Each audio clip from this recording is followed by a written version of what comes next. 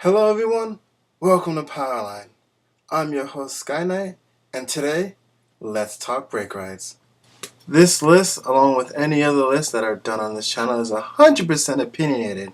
And please feel free, if you disagree with the list that I have chosen, come up with your own list down in the comment section below. At number 10, we have Miracle Pop Ava. Now, I don't really mess with a lot of the Pale Moon stuff, but I am fully aware of how the clan works and what it does. And I can tell you that this ability allows you to get in more attacks for your deck. And on top of that, it rearranges your whole field if the turn is done properly when you attack to give you two full strong attacks.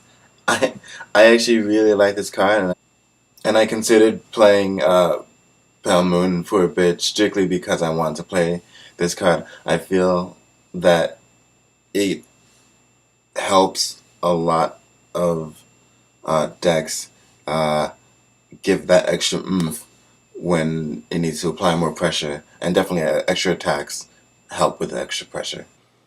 At number 9, we have Lord of the Seven Seas Night Mist.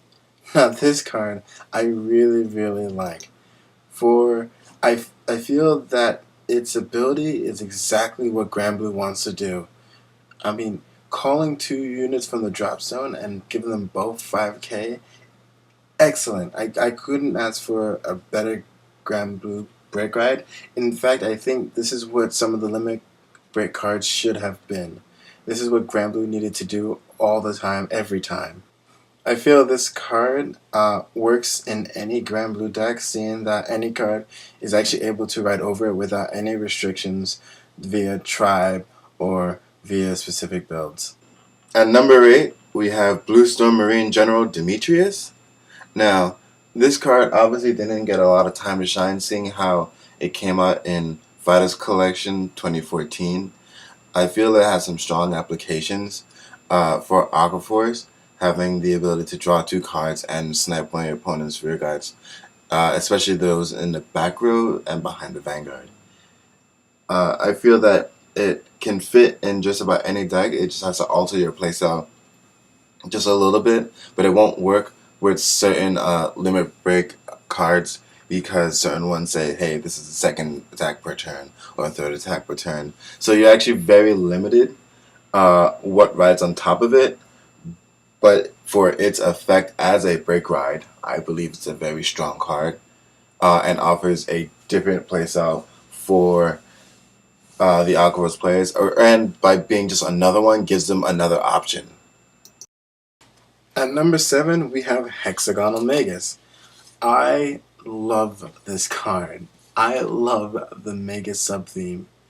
It is such a fantastic card. It legitimately works with just about every single one of OTT's cards. Minus... No, it actually does work with every single OTT card. You get one, and then you get to rearrange the top 2 cards of your library. I cannot express how powerful that ability is, and the mind games that you can do against your opponent. Your opponent doesn't know how to card against those, and in the event that the top 2 cards are crap, you can put them away with Coco as ability, or you can just grab them with Stellar Magus. Again, such a fine break ride. I couldn't think of a better OTT card than this card. At number 6, we have Star Vader Infinite Zero Dragon. Now this card is just perfect for the clan and the sub-theme. It works with any card, and it does link Joker's ability.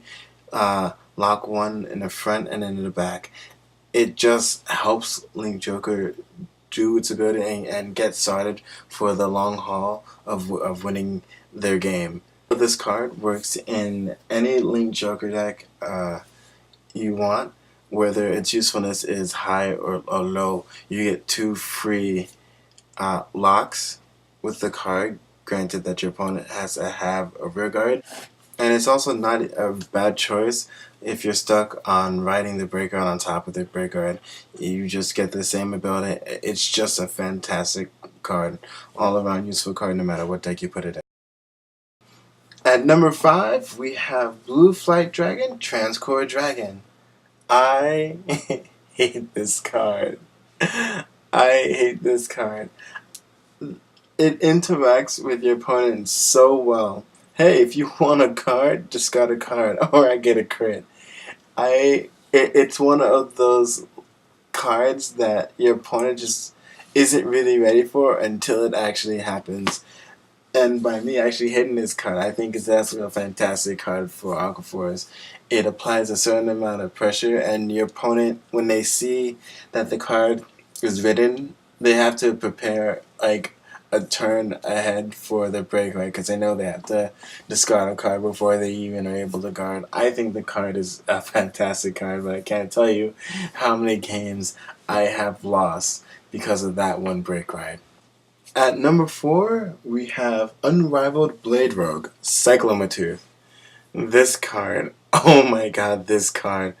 When the set that it was released in, and it previewed this card, I nearly screamed at the top of my lungs. This is exactly what Mega Colony needed to do. Paralyze the Vanguard, but this took it a step further and paralyzed it to the field along with it. Mega Colony has legitimately been like the laughingstock of Cardfight Vanguard, and I think Bushiroad was like, let's take it up a notch or 2 or hell even 5, and created this card. Its ability to paralyze your opponent's field and Vanguard, forcing them to rewrite and replace and intercept. It messes with your opponent so much that I think it deserves a top 5 spot. Again, what a fantastic card for an undersupported clan. At number 3, we have Super Dimensional Robo Die Kaiser. This card, I remember when it was released, everyone in my group pointed and laughed at Ashley and was like, hey, I got your ability plus something else. This card is such a game changer for Dimension Blaze. It is sick, and it fits in any deck you want to build. Monsters, non-monsters, in the new Metal Borgs. It fits legitimately in any single deck, and it forces your opponent to overguard in order to save themselves. When Dayusha is written over Die Kaiser, your opponent is not safe at 3. This creates a whole new game for your opponent to play. I can tell you how many times Die Kaiser has stolen games with its ability to destroy guards that your opponent places down. What a fantastic ability for this clan. At number 2, we have Bad End Dragger. Yes. Yes, yes, yes. A Spike Brothers card that works in any deck. This one card legitimately saved the clan. It's such a fantastic card. It helps your Vanguard and your rear guards, and it applies the pressure that this card deserves.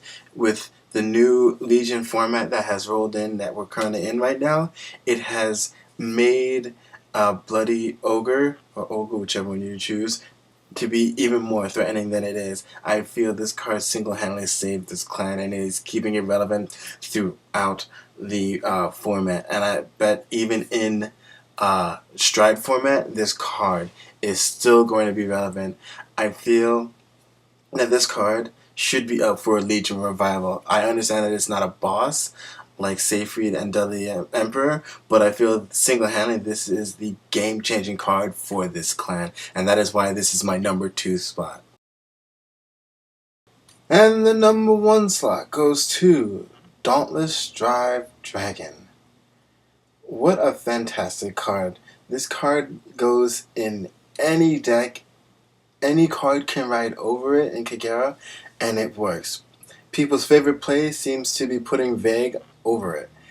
It was very hard for me to think of a card that doesn't work with this deck. It is so free. There's no stipulations. You just discard 3 cards for it to stand again. And usually the card that has written over Dauntless Dragon is much, much more powerful.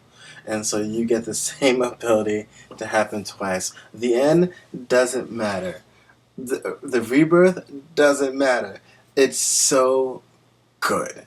It's such a fantastic break ride, and that it's unique to only that clan. So it's really, you just can't mimic it. It's just really, really good, and it steals games and reasons. Just reasons. And there you have it. Sky Knight's top 10 list of break rides. Again, if you have any comments, concerns, please put it down in the comment section below. And again, make your own list. Tell me what your favorite top 10 break rides are. Remember to check out our Twitter. Remember, don't forget to subscribe to the channel if you want to see more content given by us. This is Sky Knight signing off. And have a fantastic day.